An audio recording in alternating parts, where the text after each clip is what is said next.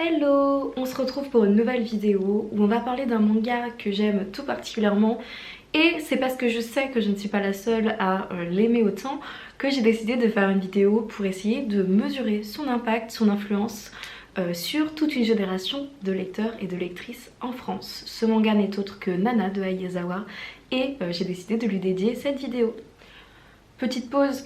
N'hésite pas à t'abonner et à liker cette vidéo si tu la trouves intéressante, ça me ferait très plaisir. J'oublie tout le temps de le dire, alors je fais une petite pause pour le dire maintenant. Avant de rentrer dans les détails de cette vidéo, je pense qu'il est important de faire un petit rappel pour ceux qui n'auraient pas suivi de quoi ça parle Nana. Et bien Nana, c'est un manga qui sort au début des années 2000 et qui nous raconte l'histoire de deux jeunes femmes. Deux jeunes femmes que tout oppose. Il y en a une qui est beaucoup plus rock et l'autre qui a un mode de vie beaucoup plus simple et qui rêve d'amour. Et ces deux jeunes femmes qui finalement s'opposent complètement ont pourtant un point commun. Ce point commun est très simple, elles s'appellent toutes les deux Nana. Elles vont se rencontrer dans un train et puis suite à plusieurs retournements de situation, elles vont décider de vivre ensemble à Tokyo. Ces deux jeunes femmes vont développer une amitié particulièrement intense et touchante et c'est finalement le cœur de l'histoire de Nana, même si ce serait un petit peu facile de résumer cette œuvre à une histoire d'amitié puisque cette histoire a des tas et des tas de ramifications. On suit vraiment un groupe d'amis, leur évolution, leur parcours, leurs relations et c'est tout ce qui fait la richesse de Nana. Avant toute chose, j'ai envie de vous parler des influences de la pop culture et de l'esthétique du début des années 2000 qu'Ayazawa a pu avoir pour créer son œuvre et qui aujourd'hui ont encore à travers son œuvre beaucoup d'influence sur toute une génération. Ayazawa, c'est une passionnée de mode. Elle a commencé à faire des études de mode et qu'elle a abandonné pour devenir mangaka. C'est quelque chose qui se ressent énormément à travers son travail, les tenues sont sophistiquées, on retrouve des pièces de créateurs, c'est vraiment quelque chose d'important pour elle. Quand on parle de créateurs, on ne peut pas évoquer Vivienne Westwood qui est clairement peut-être une des muses finalement dont le travail est une des plus grandes influences de Ayazawa et qu'on retrouve très fréquemment dans le manga Nana, que ce soit avec le briquet que Shin porte autour du cou qui reprend l'orbe qui est plutôt iconique et qui est un des motifs récurrents du travail de Vivienne Westwood, mais aussi le bijou que porte Nana Osaki, à savoir cette bague armure qui je pense a fait rêver toute une génération de jeunes femmes qui a voulu se l'acheter, moi la première, mais aussi ce tailleur avec ce haut plastron en cœur ou encore ces chaussures à semelles compensées qu'on retrouve encore aujourd'hui dans les boutiques de Vivienne Westwood. Bref, Ayazawa s'est fortement inspiré du travail de Vivienne Westwood. Ayazawa s'est grandement inspirée de Vivienne Westwood, mais pas que, elle a eu des influences un peu plus locales entre guillemets, puisque on retrouve le style propre au quartier Harajuku à Tokyo, puisque dans ce quartier d'avant-garde on retrouve une patte esthétique assez particulière et singulière qui est vraiment propre à ce quartier, c'est vraiment le quartier des styles un petit peu alternatifs. Et ça a aussi grandement influencé sa vision de la mode, notamment pour le personnage de Nana Osaki. Elle s'inspire de la mode, mais pas que. La musique est aussi très importante dans le manga, notamment du côté de Nana Osaki, puisqu'elle fréquente Ren, un des membres du groupe Trap Nest, et qui est fortement inspirée de Sid Vicious des Sex Pistols. C'est que ce soit une inspiration pour le chara design du personnage, mais aussi pour son mode de vie et ses relations, et aussi pour finalement le collier assez iconique et distinctif que Sid Vicious portait et que lui aussi porte à son tour dans le manga Nana.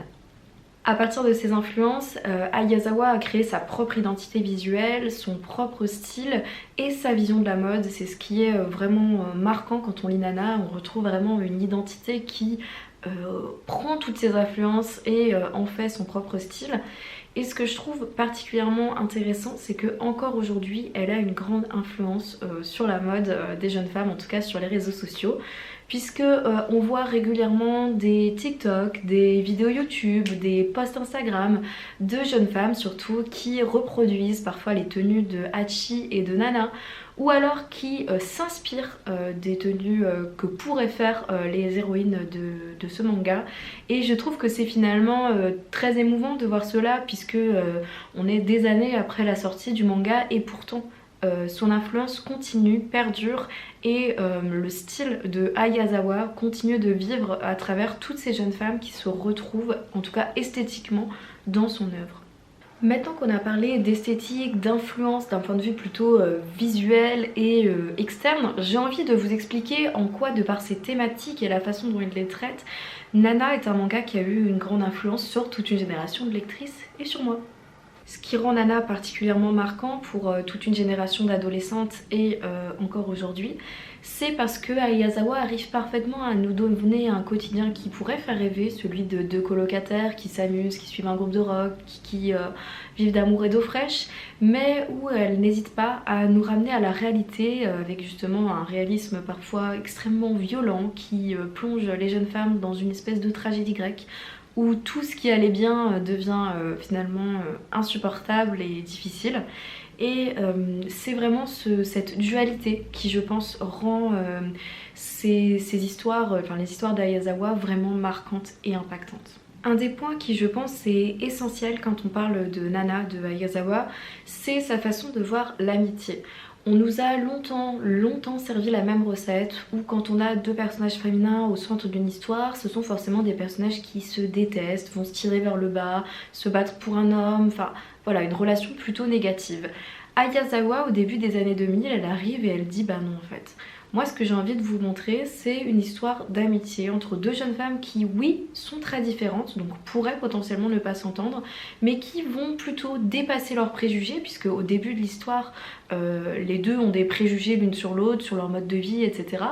Et dépasser ces préjugés pour devenir amies, se tirer vers le haut, grandir ensemble, avoir une relation positive.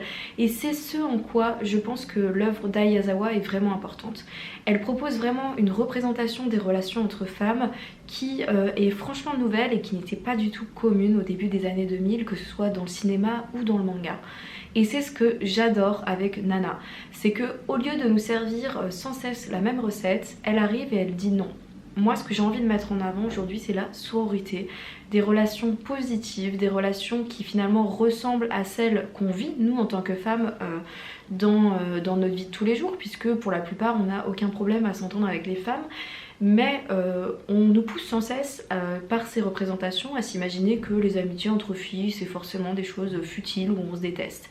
Et c'est vraiment quelque chose d'important et qui, je pense, a touché beaucoup d'adolescentes qui avaient envie de vivre cette relation d'amitié inconditionnelle, cette relation d'amitié hyper positive qui dépasse en fait toutes les romances que vivent les personnages dans cette histoire et qui a finalement presque autant d'importance, puisque même si leurs amours passent, leur amitié, elle, reste et est fidèle et passe l'épreuve du temps.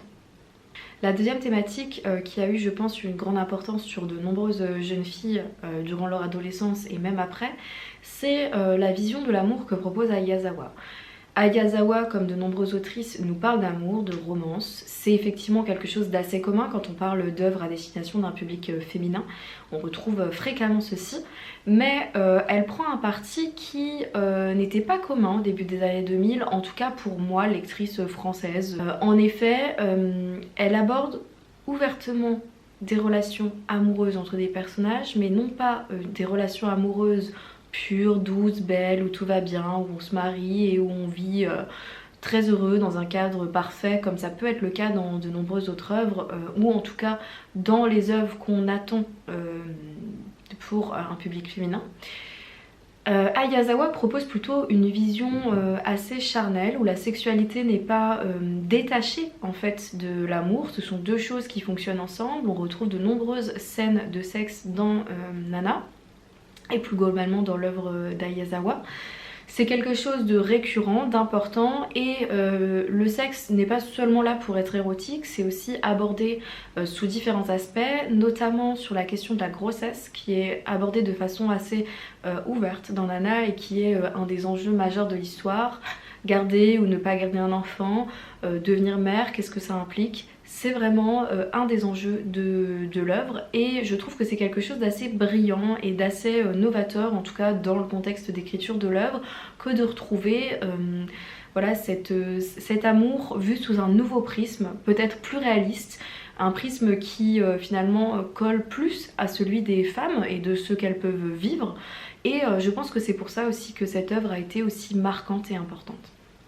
Bien évidemment, je ne suis pas en train de vous dire que Ayazawa est la seule personne à évoquer ses relations amicale ou amoureuse sous ce prisme-là, mais simplement en train de vous dire que si Nana a eu un tel impact en France au moment de sa publication, c'est en partie parce que Ayazawa a cette vision-là des relations amicales et amoureuses. Mais du coup, j'arrête pas de vous dire que dans le contexte de l'époque, c'était novateur, que c'est quelque chose qui m'a touchée à l'époque quand je l'ai découvert en France. Enfin voilà, j'arrête pas de vous parler du contexte de l'époque, mais j'ai envie de vous dire pourquoi lire Nana en fait en 2023. Qu'est-ce qui fait que cette œuvre est une œuvre importante et une œuvre à découvrir?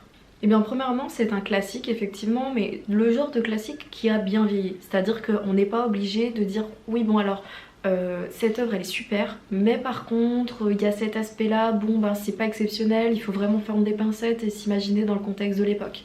Je pense vraiment que c'est l'œuvre qui était tellement en avance sur son temps que encore aujourd'hui on peut la lire sans trop se poser de questions, et on n'a qu'à voir finalement la réception de l'œuvre encore aujourd'hui qui continue de faire encore énormément de ventes. C'est vraiment une œuvre qui continue de vendre et qui continue de parler à de nombreuses lectrices et lecteurs. Je me suis emmêlé les pinceaux. Mais voilà, c'est vraiment une œuvre qui a marqué son temps et qui continue de marquer les adolescents globalement. Et là je vous dis, bon les adolescents, voilà ça peut être marquant, mais pourquoi moi à 25 ans je vous parle de Nana, puisque visiblement ça s'adresse plutôt à un public plutôt plus jeune. Et bien c'est une erreur de penser ça. En effet, j'ai envie de dire, la cible principale c'est surtout des jeunes femmes qui sont adolescentes et qui se posent toutes sortes de questions sur les relations humaines. Mais aujourd'hui, j'ai fait une relecture de ce manga il y a quelques temps, et je peux vous dire que c'est pas moins intéressant des années plus tard. Tout simplement parce que c'est vraiment une œuvre avec plusieurs niveaux de lecture. C'est-à-dire que personnellement, quand j'étais adolescente, j'ai compris certaines choses, j'ai apprécié certaines choses, sans arriver forcément à mettre des mots dessus. J'ai eu un jugement sur notamment le personnage d'Hachi qui était particulièrement dur, un jugement qui aujourd'hui a beaucoup évolué et qui n'est plus du tout le même. D'ailleurs ma vision globale des personnages et de leurs relations n'est plus du tout la même, et j'ai encore une fois adoré en fait ma lecture de Nana bien des années après. C'est vraiment une œuvre qui vieillit bien et qui mérite d'être lue et relue pour en comprendre toute la complexité et tout l'intérêt en fait de l'œuvre, et je pense que vraiment c'est l'œuvre qui va grandir avec moi. C'est-à-dire que adolescente j'ai aimé certains aspects, aujourd'hui en tant que jeune adulte, jeune femme, c'est une œuvre que je relis avec plaisir et dans laquelle je découvre d'autres aspects et d'autres choses que je trouve particulièrement intéressantes. Et j'espère que dans des années, je relirai encore cette œuvre en y trouvant encore des choses intéressantes, et je pense que ce sera le cas effectivement. Alors oui, Nana a eu beaucoup d'impact sur toute une génération, que ce soit du point de vue de la mode, de la pop culture, de ses références, mais aussi par ses thématiques, amitié, amour, sa vision des relations humaines qui est très juste. Mais c'est pas juste pour ça que Nana c'est chouette, c'est juste parce que Nana c'est un bijou, un chef-d'œuvre, et je pense que c'est peut-être la plus grande œuvre d'Ayazawa, même si j'adore son travail de façon générale. C'est vraiment une œuvre qui, malgré le fait qu'elle n'ait pas de fin, est particulièrement aboutie, que ce soit sur un point de vue plus esthétique, graphiquement il y a des planches qui sont mémorables, des séquences qui sont mémorables, et vraiment j'ai vraiment des planches en tête quand je pense à Nana.